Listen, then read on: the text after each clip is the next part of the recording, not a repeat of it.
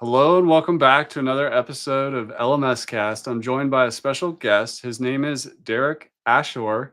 He's from conversionbridgewp.com. We're going to nerd out today on analytics, conversion tracking. What is a conversion? Why does that matter for online course websites, coaching businesses, even LMSs doing internal training for a company? We're going to go deep today. Head on over to conversionbridgewp.com so you can see what we're talking about today. But first, welcome to the show, Derek. Thank you so much for having me. I appreciate it, Chris. I'm excited to nerd out with you a little bit on conversion tracking. Um, it's a big topic, and I think the base level is people want to know what caused a sale, whether they're selling courses or memberships or whatever. But just at a kind of fundamental level, how do you define conversions to a beginner so they really grasp the concept?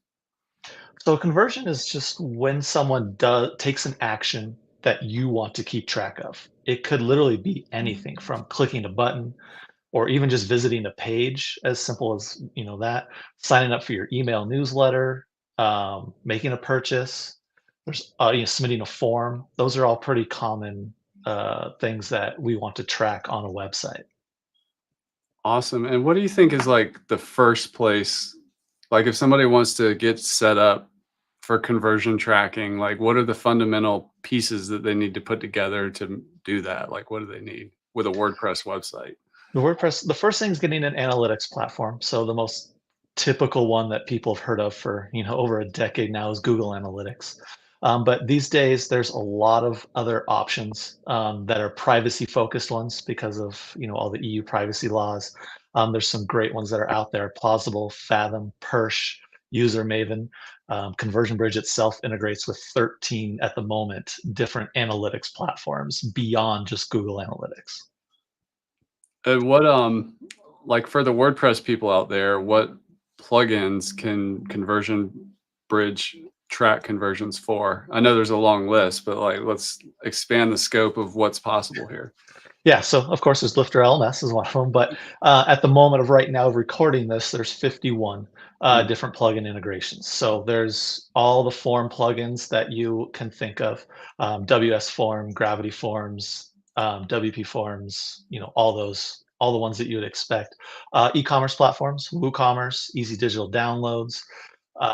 There's what else? There's a bunch of newsletter ones like Groundhog, or CRMs and newsletter ones. Groundhog, for example, those track when people sign up for your email newsletter forms are on there.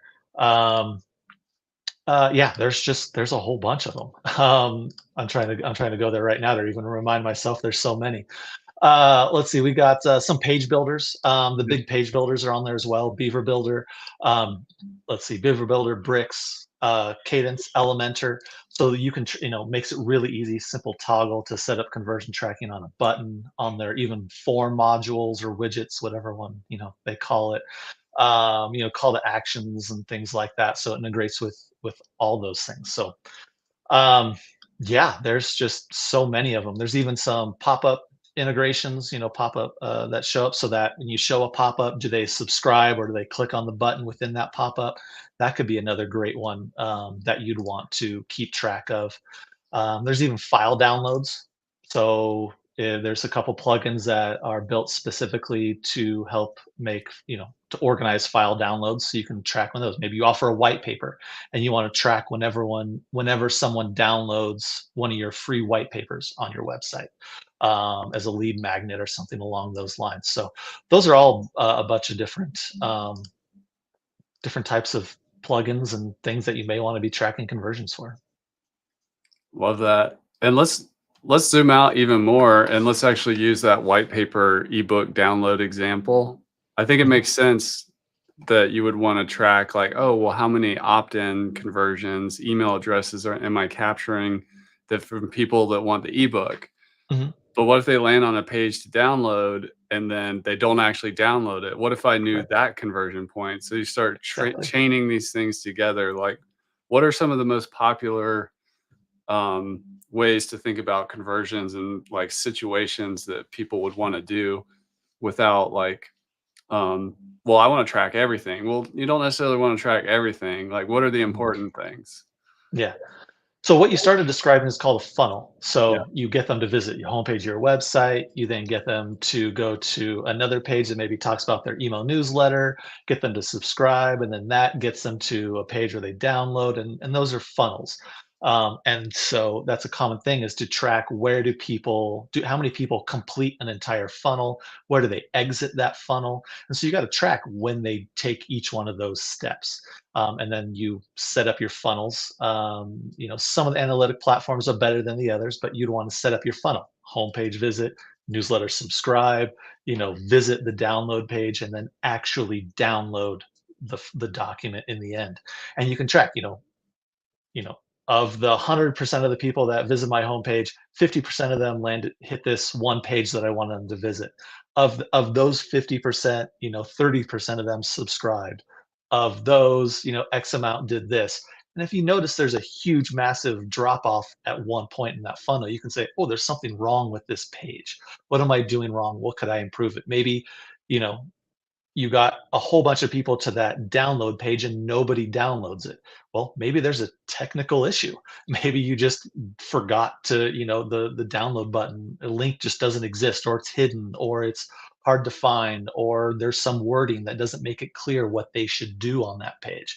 So you can really determine how to improve your conversion rate on that page. Let's educate you out there watching or listening on, like, there's the perfect funnel, like where somebody goes through that flow you mentioned of homepage, opt-in, download, Mhm. and then maybe they purchase a product. But oftentimes that doesn't happen on one website visit, or Right. maybe they don't go through the thing in a certain order. And so, how do you help people understand conversion tracking? Like, is it staying with them even if that whole process takes 30 days, and then they, um, maybe they did some other stuff on the Mhm. website and it just didn't perfectly go through the funnel? How does that work, or how should people think about that? Well, yeah, that's a challenge in modern websites with privacy stuff.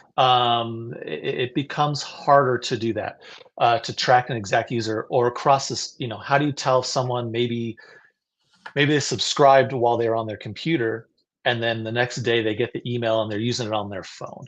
And Mhm. unfortunately, there's not a great way to connect that same person, Mhm. because they're on different devices, and now that counts as a whole separate person. So a lot of the conversion stuff, you're never going to get 100% accuracy of this exact person who's, that Jane Doe who sat down on this one device and then maybe use another device, or, that kind of stuff. It's not going to be perfect.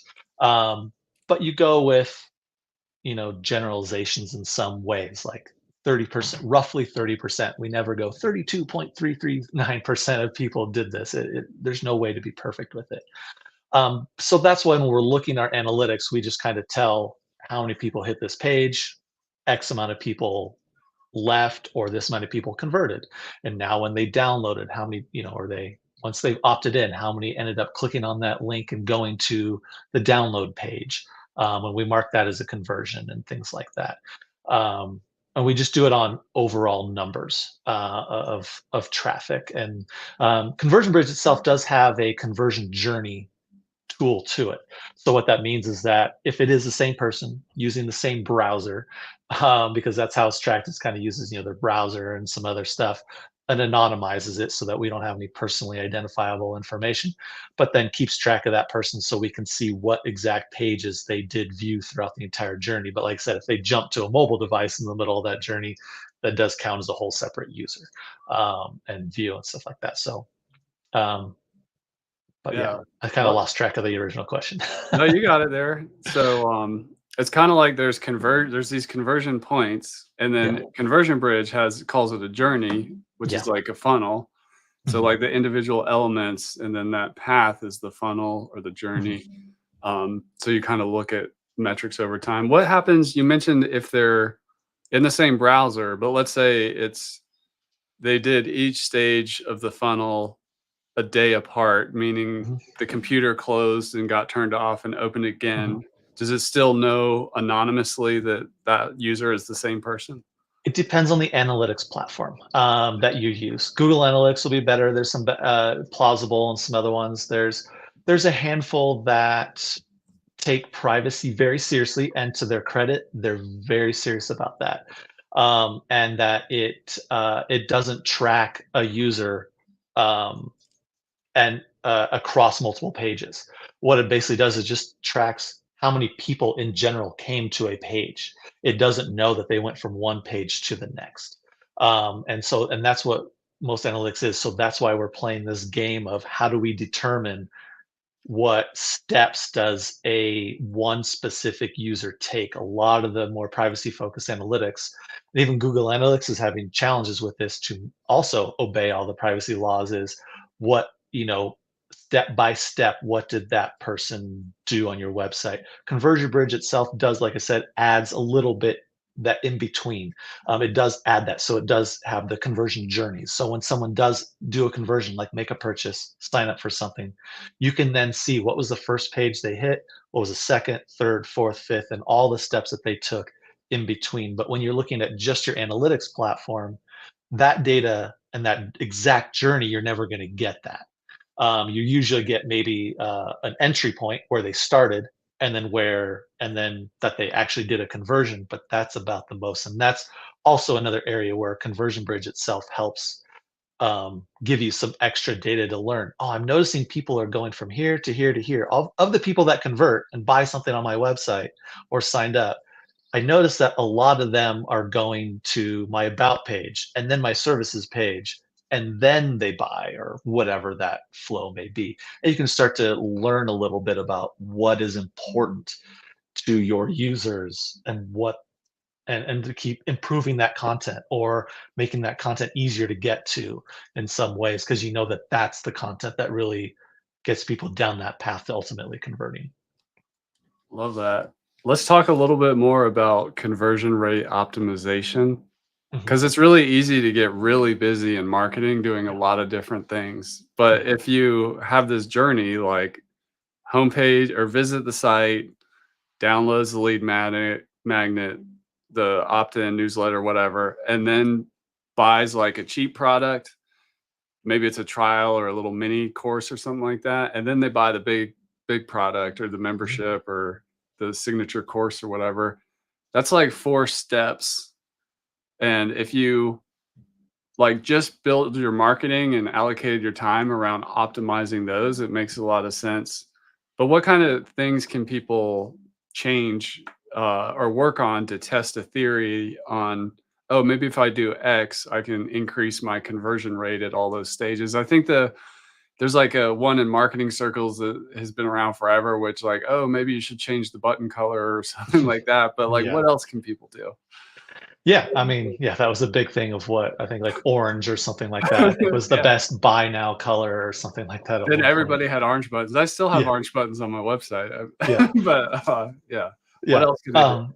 Yeah, I mean, you could literally change every last little pixel on your page. It could be Mhm, down to copy, to placement of that button. What does that button text say? Does it say buy now or purchase now? mhm. Try now? There you could literally put any word on there and see you know, what that does to your conversion rate. It's a challenge because, if you have a small website, you have to let that run for a while. You need a lot of data. And so what we're talking about right now is what some people might have heard is called like A/B testing, ABC testing. You can run unlimited different tests on a page. Um, and usually you only want to make one, maybe two changes to a page. You don't want to, you could, have two wholly separate designs, two versions of that page, but then you don't know what about that is what actually caused an increase or decrease in your conversions. So making small changes at a time, and it depends on your traffic. If you're only getting 20 people a day to your site, you might have to wait 6 months to a year to get enough data to even see if that's enough. But it's worth playing with those things to try it, give it yourself a little bit of time. I think some people get impatient and think that after a week or two they'll have enough data to make a decision. But yeah, you can play with everything. The headline at the top. what, is that telling people what they really need to know about your product or service in order to convert? Um, where's that button on the page? Is it right underneath the headline? Do I need to list the price next to the button, or do I make it a little more vague and say buy now and there's no price included? All those are different kind of things you can try. So there are tools for A/B testing, split testing. Um, I'd be curious if you know any that you might recommend for WordPress websites, but I'd also like to say that you can kind of do it the more rough way and just like, okay, I'm going to change this for a month. I'm not going to change a million other things. Yeah. Wait another month, and then make sure the traffic was more or less equal and get a. You don't have to get into these fancy tools of A/B testing, but is there? Mhm. How does one kind of get into the A/B testing where it literally splits the traffic 50-50 with different paths? Yeah, that used to be done. There used to be Google Optimize, but Yeah, unfortunately they shut that down, so that's not really available. Yeah, there's I think it's Funnel Kit might have an A/B one, yeah. A/B plug tool to it. Yeah, there really isn't one, and uh, yeah, that is something that is in the back of my mind and is in regards to Conversion Bridge itself. Nice. Honestly, kind of honestly wasn't planning on talking about that, but it's on a list for Conversion Bridge is having an A/B tool. So yeah, because it when Google Optimize disappeared, that and everything was there's so many tools that were built around using Google Optimize and Google Analytics as a way to do A/B testing, and now that's gone. So there really isn't too much. It is significantly harder these days to do A/B testing. Let's talk about analytics platforms. A lot of people get frustrated, myself included, with Google Analytics. It's Mhm. kind of hard to figure out. The interface changes a lot, and getting the right report I want to try to see is a little difficult. Um, but it's not always the case that you should abandon ship and go somewhere else. But Mhm. what's your advice to somebody who's like, I'm feeling a little overwhelmed with Google Analytics? What should Mhm. they do to either know they should stay or check out these other tools? So one great thing about Conversion Bridge is that it integrates with 13 analytic platforms right now, and you can enable all 13 of them at the exact same time if you wanted to. I do it while I'm testing. Honestly, Yeah. it's not that big of a deal. The analytics platforms themselves are very lightweight JavaScript that gets added to the page. Um, I'm sure your theme probably adds 100 times more JavaScript than these analytic platforms do. So it's great. You could test multiple different analytics platforms at once and while maintaining your Google Analytics. You're not losing any of your Google Analytics data, but you could try, say, Fathom, Plausible, Perch, User Maven, any of these other great tools. They also have, many of them have free trials, or they're free while you're under a certain amount of page visits. So you could run it for a few weeks, see, and then see and test and see what you like about these other analytic platforms. I agree with you. It's one reason why I created Conversion Bridge is because when GA4 came out, I was like, what do I do? I don't understand. Where did all these simple reports go? Mhm. When I was doing sites for clients, I could often set up Google Analytics and say, here you go log in. And they'd be, oh, this is great. And they could figure it out pretty simple. I never had to walk through Google Analytics itself to explain what it was and what the data meant. And now with GA4, even I, as someone who's been making websites for 20 years, I'm like, I don't, what? That was my first. I spent a while and I still struggle to figure it out. I've doing Conversion Bridges forced me to take the time and do that. But something that requires a week-long course to use, I think, is like Google Analytics should just look at basic traffic data is over-engineered. If you go to any of these alternative analytic platforms, it's a single page. It's incredibly easy to digest and understand. You could send it to any client or anyone I think could figure out what the data is and what it means within a few minutes. So yeah, I would recommend trying some of them out. Um, Pretty much all of them have a free trial at this point. So I know Conversion Bridge is impartial to like which one you choose. Yeah. But sometimes it's helpful for people to know, like, well, if you're kind of frustrated with Google Analytics, maybe try brand X next. Mhm. Like maybe it's like pretty popular and a lot of people like it. Is that like Fathom or like I yeah. think each one has its pros and cons. If you have like a blogging site, Fathom's a great one. And you just have some information. You have a newsletter sign up.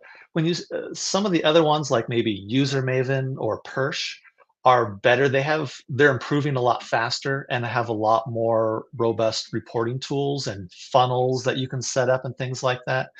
Um, and those are great if you're doing more advanced things like an e-commerce website, where you want to send in more complicated data.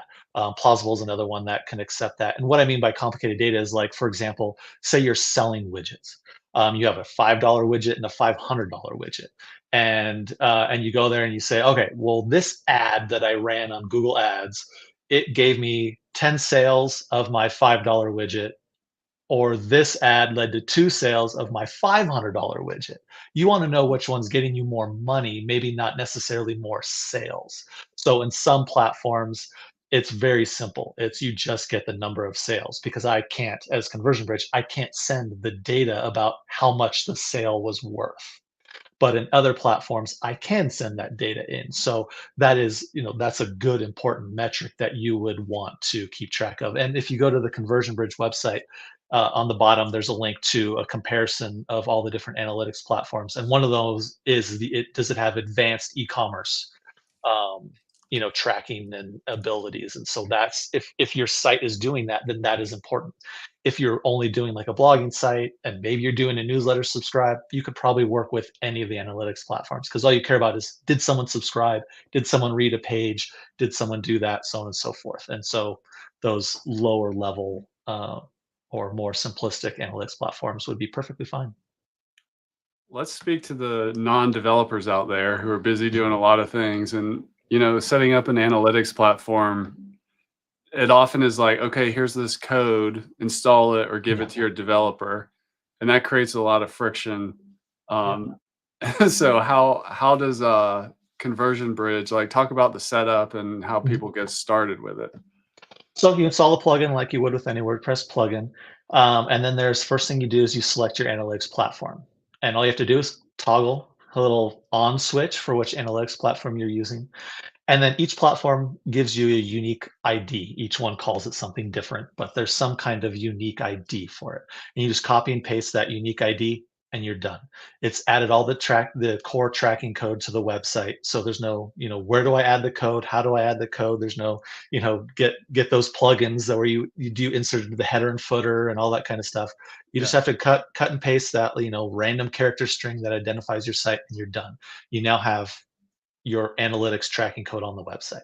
Next step, you go to the integrations tab in Conversion Bridge, and there you'll see a list of all the plugins that you have installed that Conversion Bridge works with. So very simple outlines. Here are the ones. Here's the ones that I can add conversion tracking for.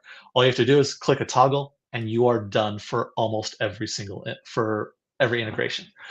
Some integrations require a little bit one extra step. For example, like forms, because conversion tracking can be enabled on each individual form. Maybe some forms are just an internal thing or using it for something obscure. You don't really need to get conversion tracking on it. But maybe there's more public facing forms. So that's why conversion tracking allows you to enable tracking on a per form basis. But when you go to edit your form, it's the same thing. It's just toggle, done. And that's all you got to do. Right on. Yeah, that's a huge time saver. I think we lost your video, but Yep. it's cool. We can keep going. Um, I'll switch to, oh, there it goes. What I know there's a lot of stuff in the news. You mentioned earlier about um privacy, and if you're selling to an international audience, um and I know there's two parts to this question. Another part is I think Apple and certain browsers take like a different approach. Just what should people know if they're trying to sell to the whole world? They don't necessarily care what browser they're on or if they're on an iPhone or something else, other Mhm. device. Like, do privacy focused analytics platforms track better or mostly just like respect better? Or respect privacy more? Or let's dig in a little bit on privacy.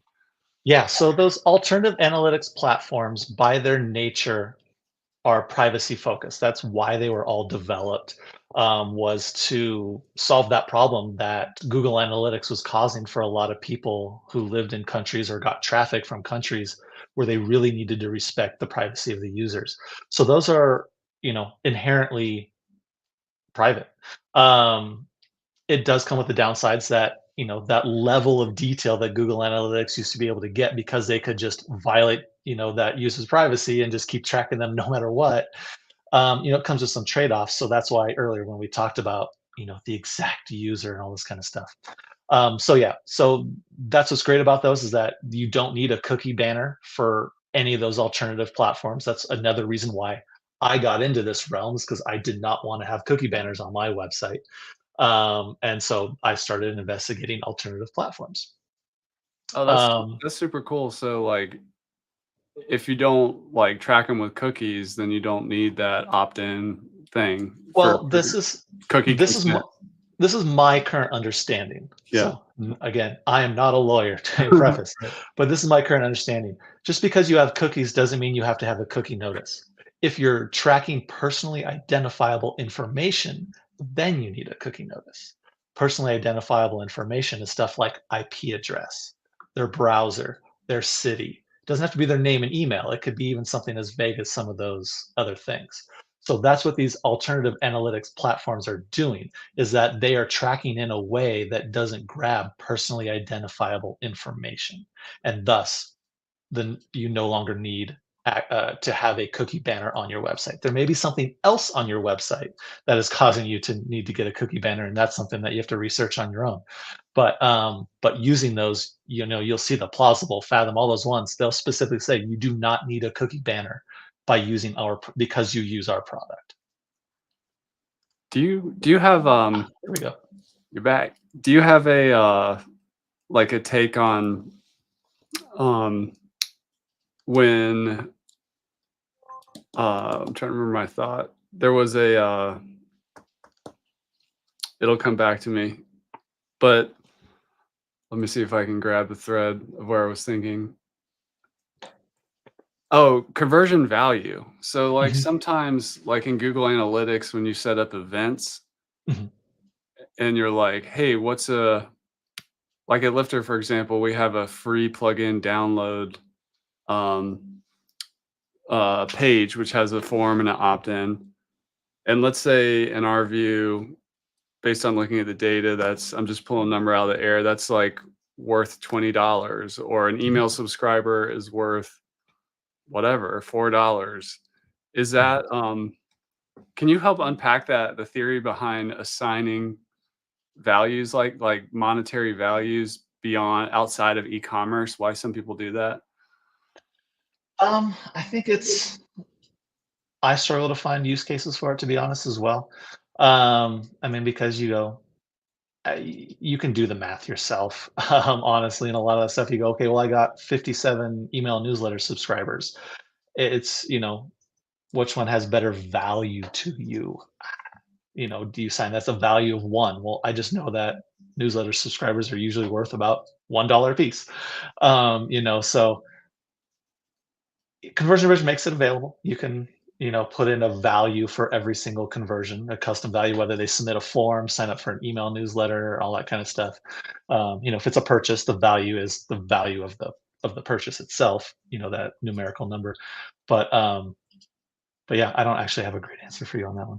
I think it comes from, when people get into paid advertising and they're not going straight for the sale. They're like, "Okay, well, I Yeah. want them to book an appointment," Hmm. and there's like a 6-week sales cycle, and I know my appointments convert at this rate, so to tell if I can get ROAS or return on ad spend, Hmm.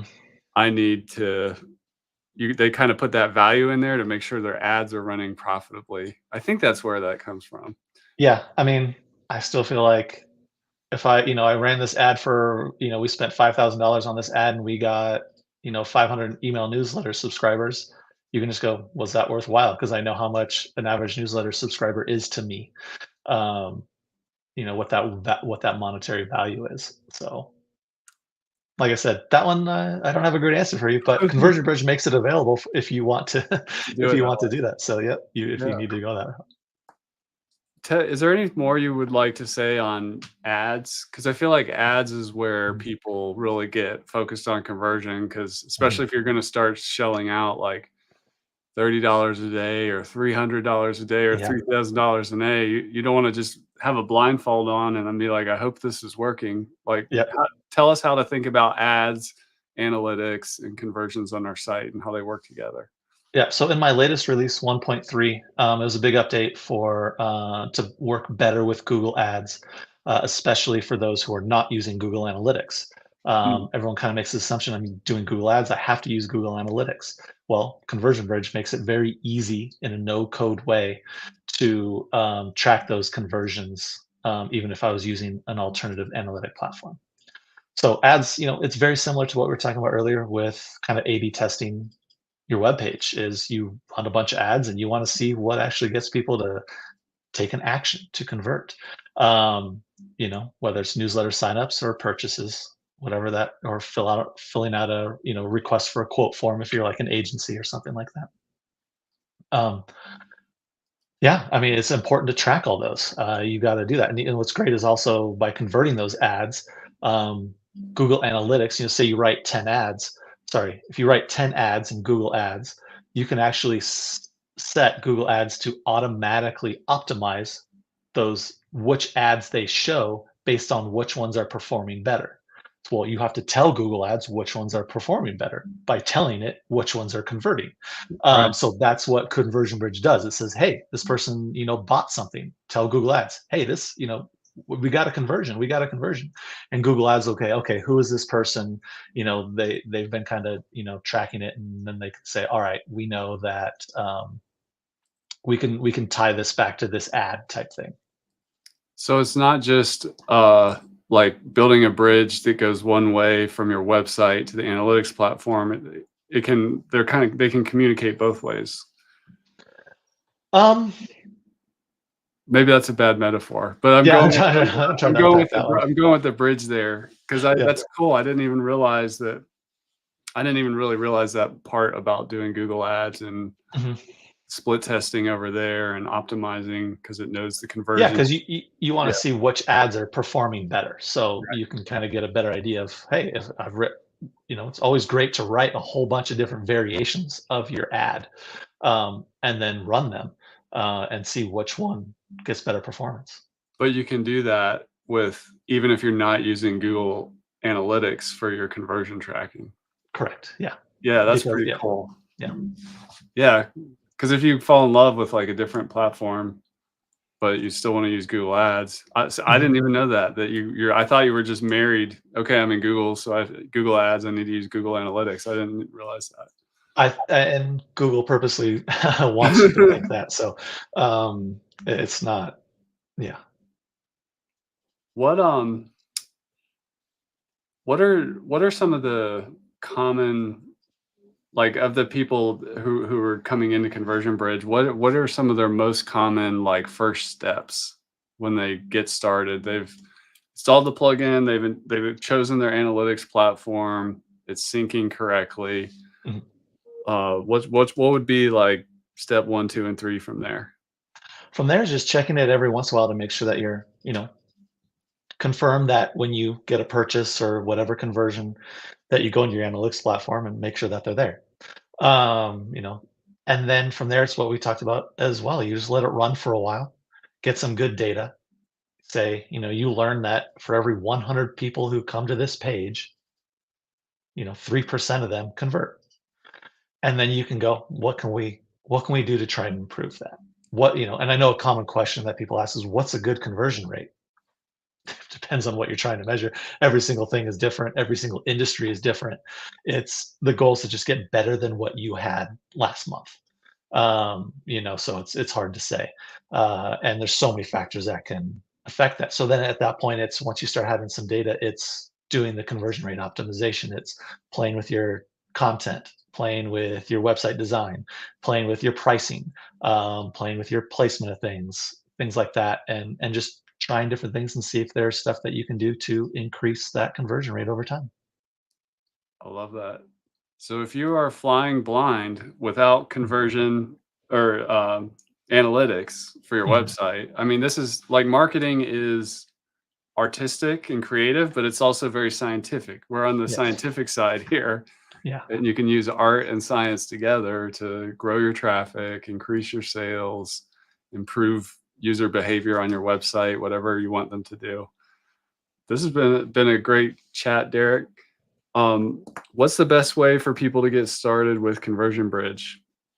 Visiting the website, there's conversionbridgewp.com. You can go in there and learn about all the different integrations and analytics platforms. Learn about, like I said, there's a comparison table with some. I've started to write some reviews about each of the platforms themselves, so you can take a look and give it a shot and give it a go. Awesome. Well, thank you for coming on the show. I really appreciate it. In my opinion, everybody should set up their analytics integration with their WordPress website from the very beginning. It's like part of the Absolutely. launch of the website.